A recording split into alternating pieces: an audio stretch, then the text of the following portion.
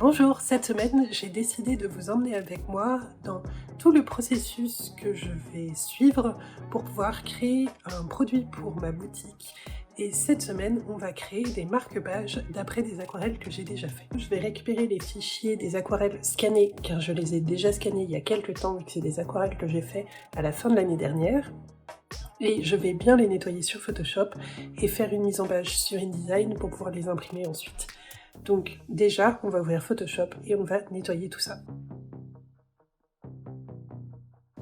Je vais déjà commencer par recadrer au plus serré possible toutes mes illustrations afin d'avoir le moins de blanc possible autour. Ça va rendre les choses un petit peu plus simples dans InDesign par la suite pour tous les mettre à la même hauteur.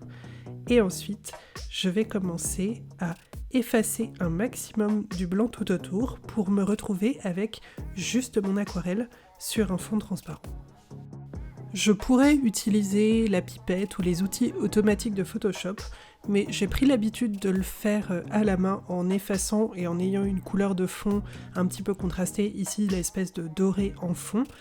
Et je vais plutôt vite comme ça, et en plus ça me permet de vraiment bien contrôler ce que je veux garder et ce que je veux retirer. Vous voyez, je garde une très petite marge blanche tout autour, et ça c'est juste pour pouvoir garder la sensibilité du peu de traits qu'il y a et le grain de mon dessin, pour qu'on n'ait pas trop l'impression qu'il s'arrête net comme s'il était vectoriel ou qu'il en manquait des morceaux.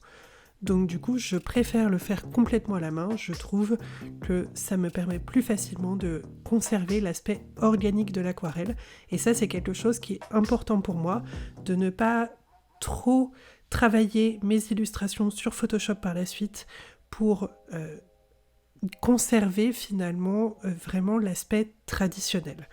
Alors, les modifications que je vais faire sur Photoshop, finalement, elles vont me servir par exemple au niveau des couleurs, pour m'approcher le plus possible de l'original, sur mon écran en tout cas. Bien sûr, à l'impression, ce sera toujours un petit peu différent, mais je cherche vraiment de m'en rapprocher le plus possible. Au fait, si jamais le processus de création de ces aquarelles vous intéresse, je poste hyper régulièrement des speed paint sur ma chaîne. D'ailleurs, je poste des vidéos tous les vendredis ou samedis à 18h. Toutes les semaines en tout cas. N'hésitez pas à vous abonner avec le bouton rouge juste en dessous pour ne pas rater les prochaines vidéos.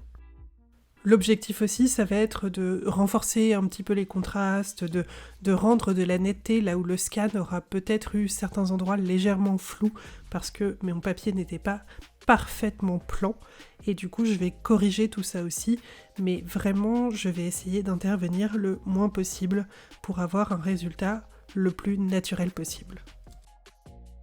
Maintenant que les fichiers sont nettoyés, donc que j'ai corrigé les petites imperfections liées au scanner, que j'ai enlevé le fond blanc qui était un petit peu taché parce que mon scanner était moyennement propre, et que j'ai bien corrigé tout ce que j'avais à corriger, en corrigeant le minimum possible parce que j'ai vraiment envie de rester proche de l'aspect dessin traditionnel fait à l'aquarelle, donc du coup j'essaye de limiter au maximum les retouches, mais d'avoir quand même quelque chose de propre.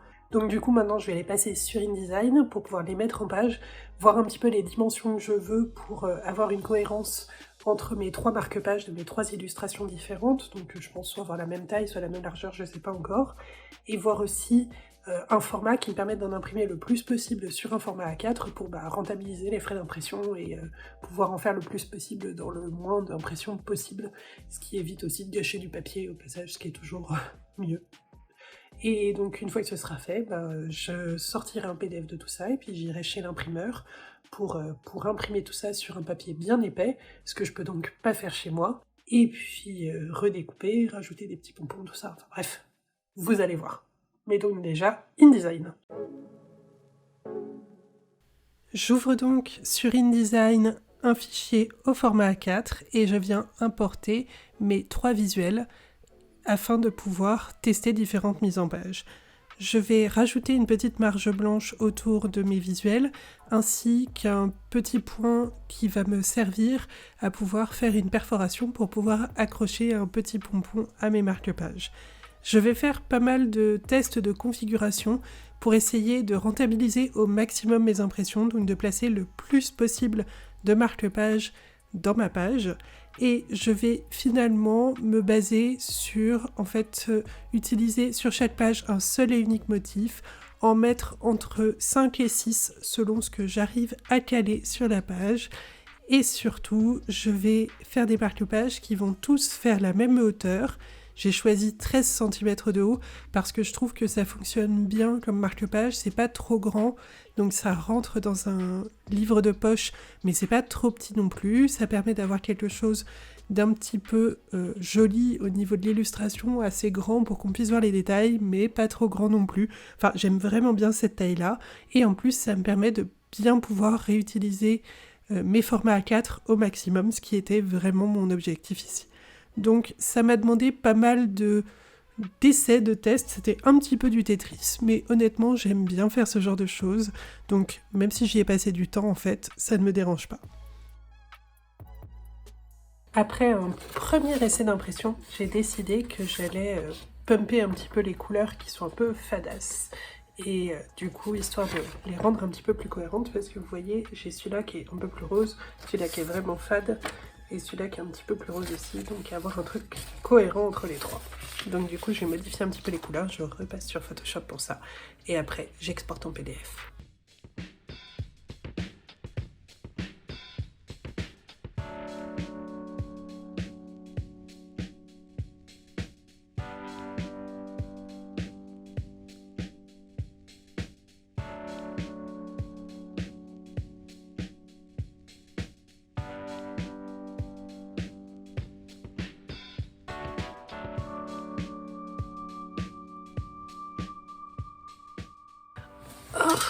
Bon, la mise en page est prête, ça m'a pris un petit peu plus de temps que d'habitude, mais je pense que j'ai un truc plutôt pas mal qui rentabilise plutôt bien mes impressions, histoire d'en imprimer le plus possible sur le moins de feuilles possible pour que ça me coûte un petit peu moins cher.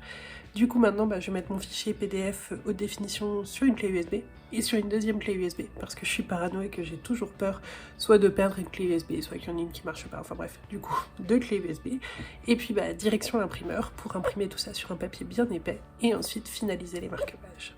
Alors, je reviens de chez l'imprimeur où j'ai eu un petit souci, c'est-à-dire qu'il n'avait pas de papier assez épais à mes yeux pour faire des marque-pages. Donc du coup, je lui ai quand même fait imprimer en un exemplaire chacune des pages pour pouvoir faire des tests. Et ce que j'ai testé à mon retour, c'est de faire ceci. Et donc en fait, ce que j'ai fait, c'est que j'ai contre-collé les impressions sur un papier Clairefontaine Maya, qui est un papier 370 grammes, je crois, qui est donc bien rigide.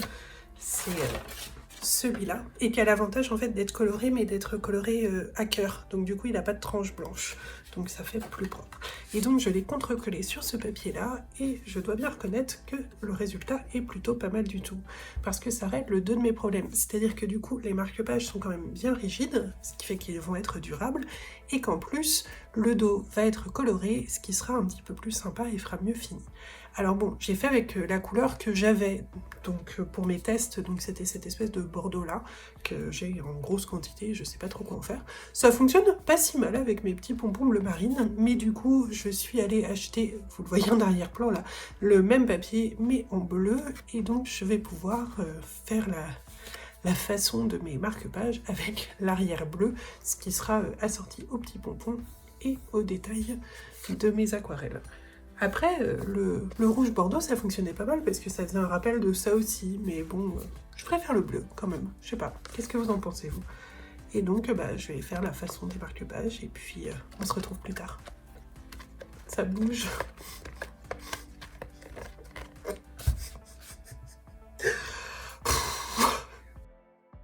Je vais donc contre-coller sur mon papier Maya par Clairefontaine les visuels que j'ai fait imprimer par l'imprimeur avec un bon vieux stick de colle. Ça marche très très bien si on en positionne bien partout sur le papier. Et ensuite, je vais bien appliquer tout ça, laisser sécher et découper tout ça au cutter. Je pourrais le faire au massicot, mais honnêtement, je vais aussi vite au cutter sur ce genre de quantité. Et en plus, je suis souvent plus précise au cutter, donc vu qu'on est sur des petites choses assez délicates, je préfère le faire au cutter. Une fois que c'est fait, j'utilise une perforatrice à papier pour percer le petit trou où j'accrocherai les pompons, et une autre perforatrice pour les angles afin de pouvoir les arrondir et d'avoir une finition bien jolie, bien propre. Je trouve ça toujours sympa. En plus, vu que le fond de mes illustrations a des angles arrondis aussi, ça marche plutôt bien. Et enfin, je viens positionner les petits pompons. Et voilà, mes marque-pages sont terminés.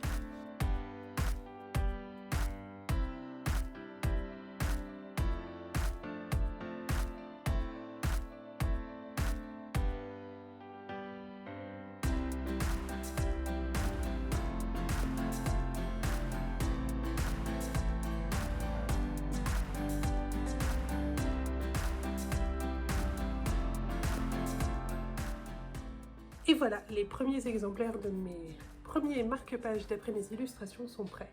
Je dois bien avouer que je suis plutôt contente parce que le résultat est plutôt chouette, plutôt qualitatif, je suis assez fière de moi. Et j'espère qu'ils vont vous plaire. S'ils vous plaisent, vous pouvez aller faire un tour sur ma boutique, le lien est juste en dessous, comme d'habitude. Et moi, je vais aller lire un petit peu pour les étraîner et les tester. Allez,